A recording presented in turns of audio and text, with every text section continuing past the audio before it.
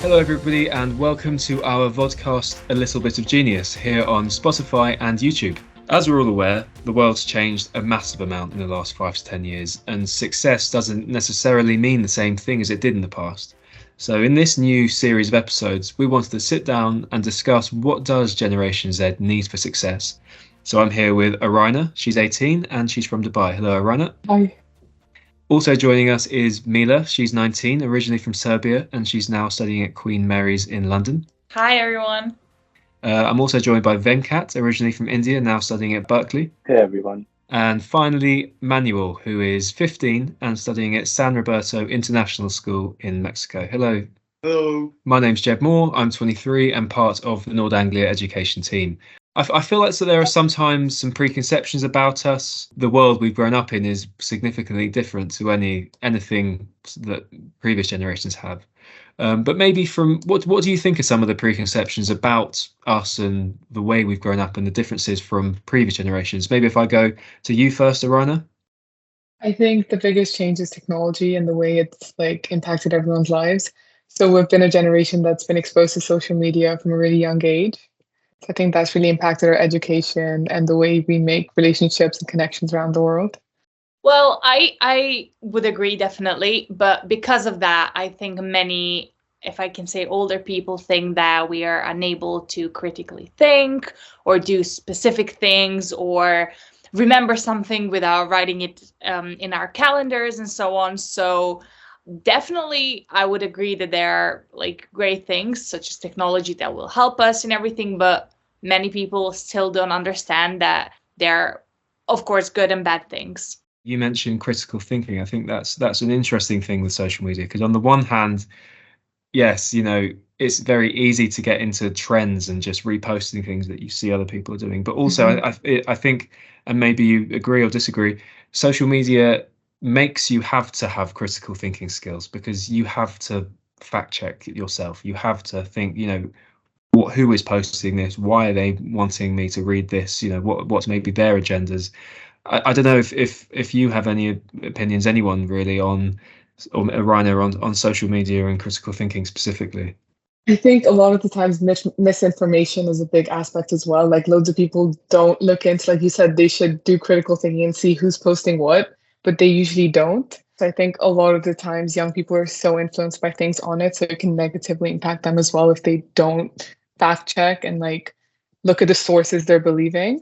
So I think too much information can also be bad, Yeah. What do you definitely. think? Yeah, that's very interesting. That kind of idea of we have access to this unlimited bank of knowledge and the huge benefits that can have to all of us, but also how that can negatively impact us as well. I don't know if any of you have come across that, but I remember sometimes you're scrolling through Twitter or you're scrolling through social media and you come across something that is, horrific. Sometimes it's terrible, and you think, how can I wash that out of my mind?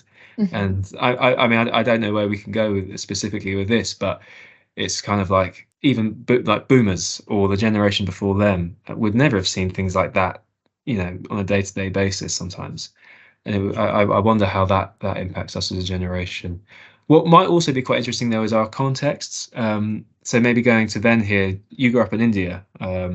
So as a Gen Z, maybe how do you think growing up in India as a young person was different from my experience in London or Mila's experience or Arina's in Dubai? I think the experiences are different because of the various ethnographic and the demographic changes that happen in different countries. But more than that, one thing that really affects our bringing up or our childhood is our culture. And so my culture can be different from yours, Jeb. And so again, I talk about the access to internet. So there's been a huge internet revolution in India in this decade alone with the falling prices of internet. So more people are having access to internet. And so that's impacting more information coming into our society. And that impacted me because I'm having more qualified discussions with my people around me who grew up with me. And that gives us different perspectives on various contentious issues around the world that are prevalent today. And maybe if you had to, in a sentence, summarize what's different, you think, or what characterizes Gen Z that's different to millennials or different to previous generations. What do you think? How do you think you describe that in a soundbite? Maybe starting with Mila. So it's really something that differentiates us from any other generations. For example, when you talk to your parents, no matter how old or young they are, they grew up differently than we did. I opened my Facebook account when I was 6. Like, that's crazy, right? So I think that it's such a big technological development that enabled us to do everything from buying groceries online to playing games online with friends all over the world to having an online education.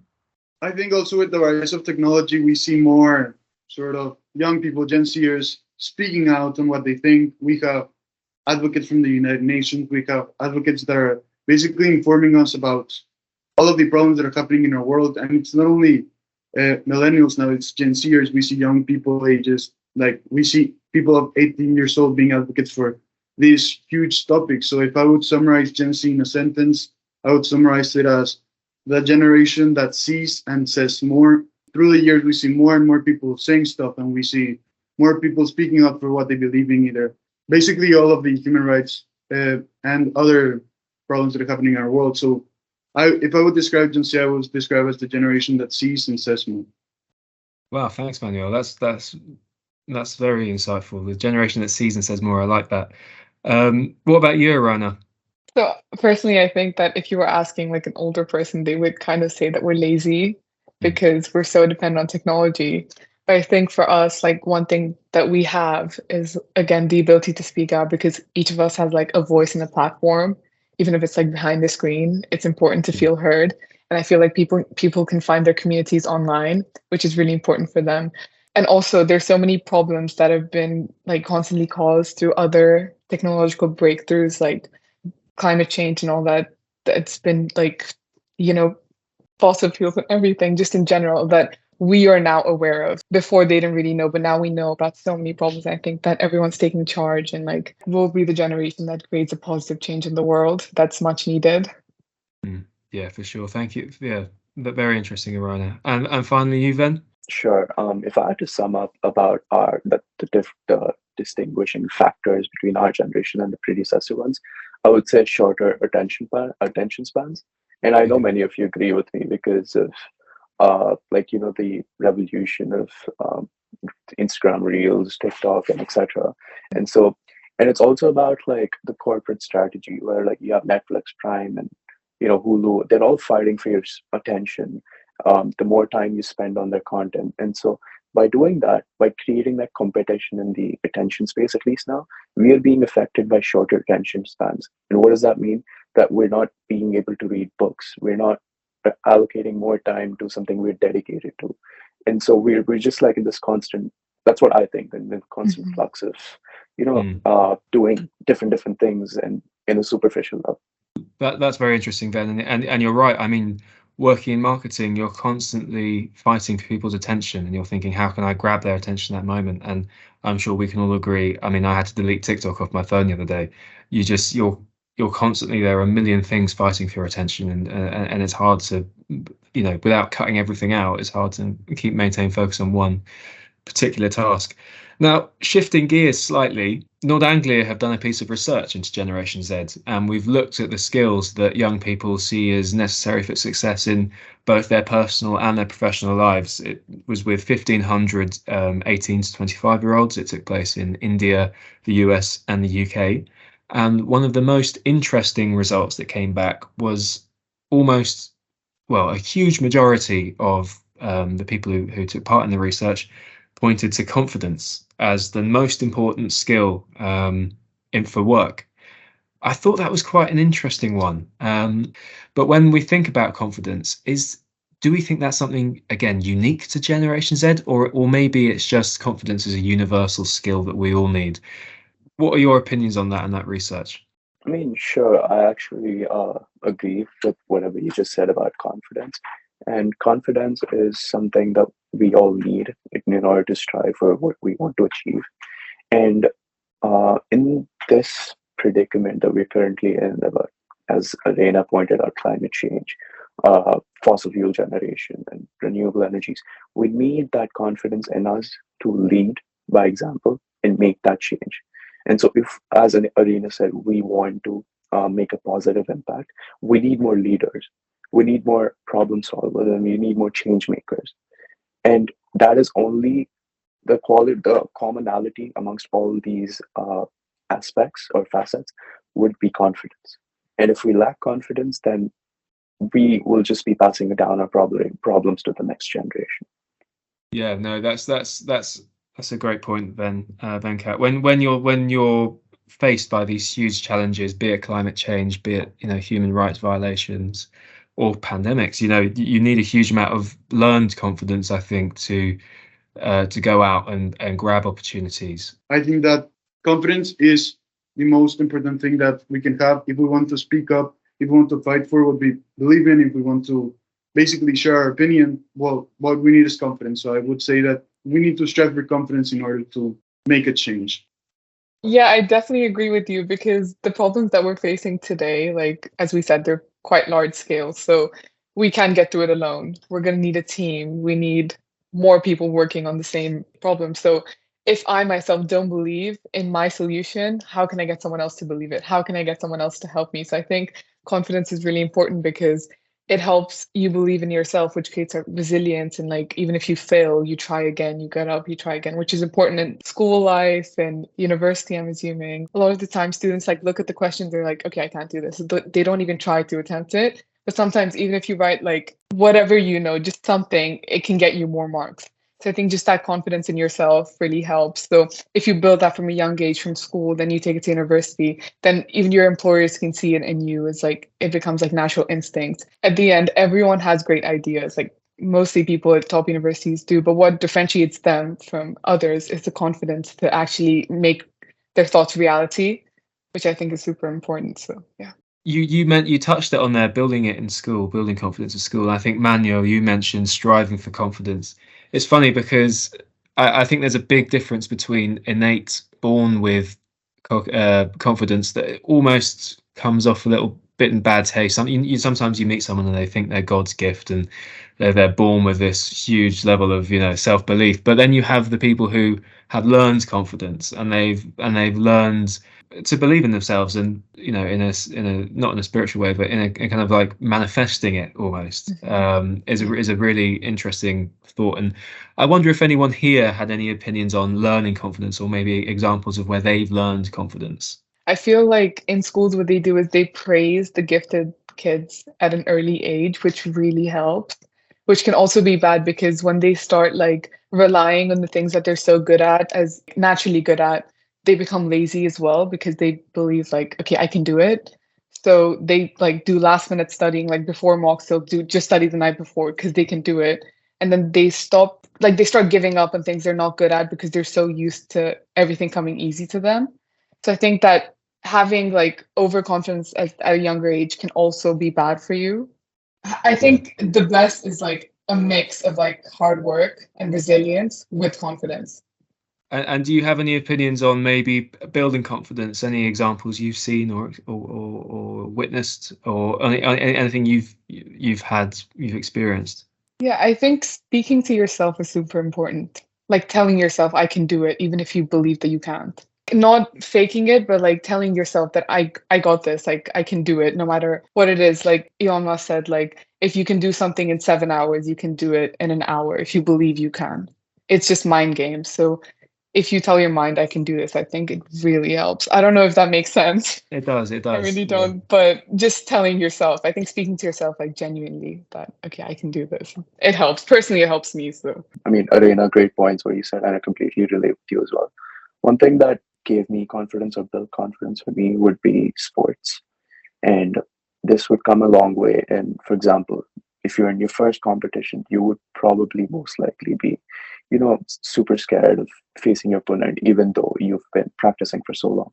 But as you gradually attend more competitions or attend more events, you will build that character and you know that, okay, I have the ability and now I'm going to go perform. And so what I think is sports and other like challenging activities make or break your character. So the more, exposure you get to such activities, the greater your confidence will be. And so I think it's more like correlation.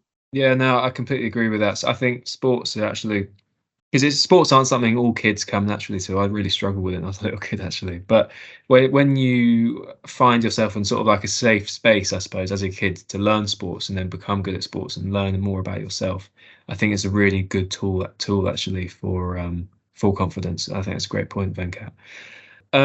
We touched on it a little bit there. Actually, we were talking about well-being, maybe, and I think that will be a common theme, but in this conversation, a lot of these skills overlap. But another two skills that were highlighted just beneath, sometimes above confidence, depending on the questions, were well-being and resilience. What do we think has made Gen Z so aware of the importance of both well-being and resilience? Maybe starting with you, Manuel. Again, it's more of communication. So maybe I can scroll through TikTok and see a video of someone experiencing the same thing that I can experience. Maybe they are talking about how difficult it is to participate in class, or how difficult it is to organize yourself when putting tasks and putting homework and what you need to do. And I think that with Generation C, with this rise of technology, we see people that are living the same things we do. And with that, we say, well, I can talk about it more. I see them, they're experiencing this. Now I feel safe enough to say, like, you know what? I am also experiencing this. With all of this technology and all of this exposure to all of this content that we're seeing, we're kind of taking this topic that would be complicated in past years, but now we see it as something that we can talk publicly about. Well, well-being, and especially mental well-being, like these days, if I can say, in the past 3 to 5 years, I think it's been in focus, especially for young people and students. I would say that not only young people and students should have that in mind, but everyone else. If I could say, it's real, it's here, like we feel it, but sometimes we don't know how to rephrase it or how to say it, but definitely work on the skills to create your own routine, or something that will help anyone's well-being, and especially your own. But there are many, I know, views about it, and many people say, in my country, oh, that's something you Gen Zers made up, like, oh, we didn't have anxiety when we were your age, and so on. But yes, that's interesting. So when you say your country, you mean Serbia, yeah? Yeah, but a lot of countries in Balkans, Okay. like on Balkan Peninsula, I think young people will share their experience with me, as well, as they would be like, oh, in my age, I couldn't have that. In my age, anxiety wasn't there. And I'm just like, there was, but you just didn't know what it was. One thing we're working on in London at the moment is we're writing an article about well-being, about Gen Z. You know, well-being isn't new. Well-being, like you say, is something that's been around forever, but it's like this acceptance of it and this destigmatization of it, and this acceptance of it as a part of everyday life. I mean, it's become a little bit cliche now, but your mental well-being is just as important as breaking your leg or your arm, or going to the doctors for anything else. So if anyone out there has problems with a short attention span, like Venkat mentioned at the start, or mental health problems, I personally would suggest cutting down on social media time. Like, I agree, it's great. You can communicate with a lot of different people, but everything is good in the right amount, like a balanced diet. Everything should be balanced in your life. So maybe putting a screen time for 45 minutes or an hour, but not overusing social media and being on it like 12 hours a day. I think that's really detrimental for your health. So if like things like TikTok, yes, you do see a lot of educational stuff that helps you feel part of a community, but at the same time, there's a lot of content on there that your brain doesn't need to process it every 2 seconds. Just cut it down, take real dopamine rush, maybe go for a run, play a sport, play an instrument, just anything that's not just constantly being on technology and social media all the time. I would say write it down. If anyone is struggling with any like problem, then if you don't want to talk it out, you should write it down. And it feels like it's a therapy time when you write it in your own time, in your own space, and nobody will read it. You just say, oh, this is happening, this is why I'm stressed, this is why I'm anxious, and everything. And I think personally it helps me, so I think it may help anyone else. Perfect. Thanks very much. I wonder if anybody has any thoughts on, you can talk about maybe aspects of your education you liked, but maybe what needs to evolve from a traditional education. It doesn't, you don't have to be specifics, maybe more characteristics, be it well-being or whatever, but what needs to evolve to better reflect the world that young people are graduating into? Definitely. I think one of the biggest things schools should actually teach its students is financial literacy. How do you manage your checkbooks? How do you pay taxes? What platforms do I use to probably, make payments? Like, instead of going for the cash payments, like India has had a recent revolution in digital payments. And so more accounted transactions and keeping a track. So what I see, like a lot of these, like I was opening a bank account here in the US, and there's like these implicit savings programs. I'll give you an example. So if you pay $4.5 for a particular product, right? Let's say you spend on something.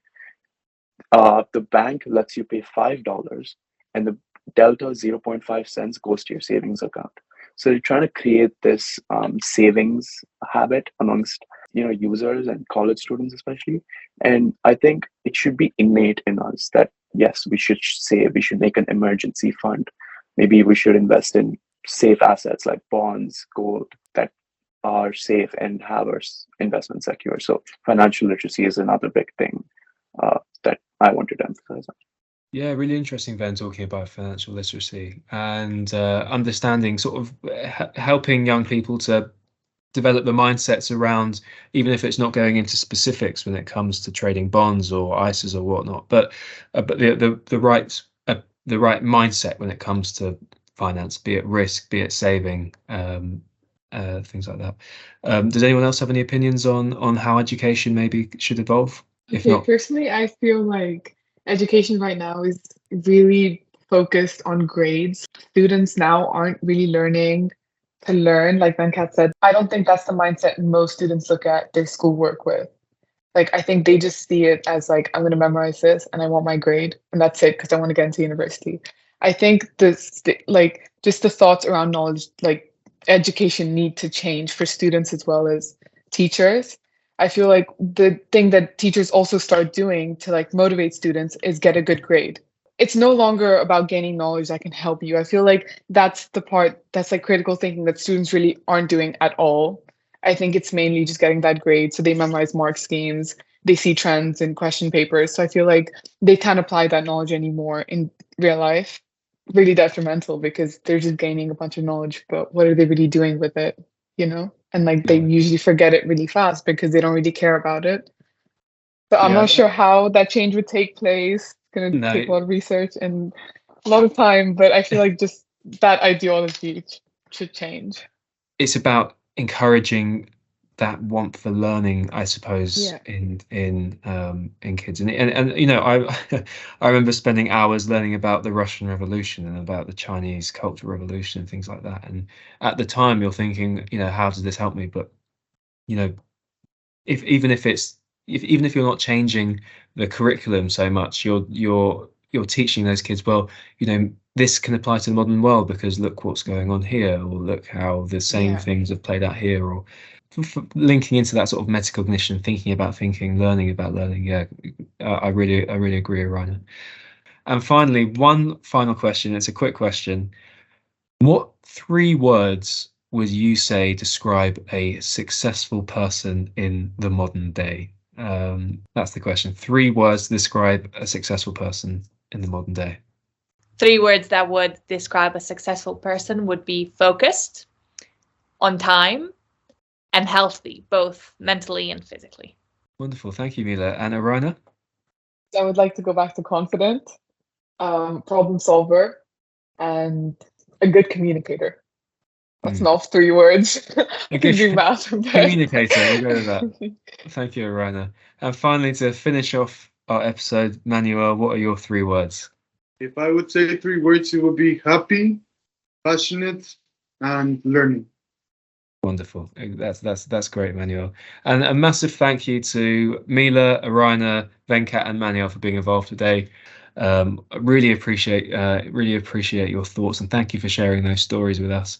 And of course, a special thank you to anyone listening. We really appreciate your time spent. And if you'd like to know more about Nord Anglia education, our educational philosophy, maybe some news or where we have our schools, visit www.nordangliaeducation.com. Thanks a lot, and we'll see you in the next episode. Bye bye. Thank you. Thank you.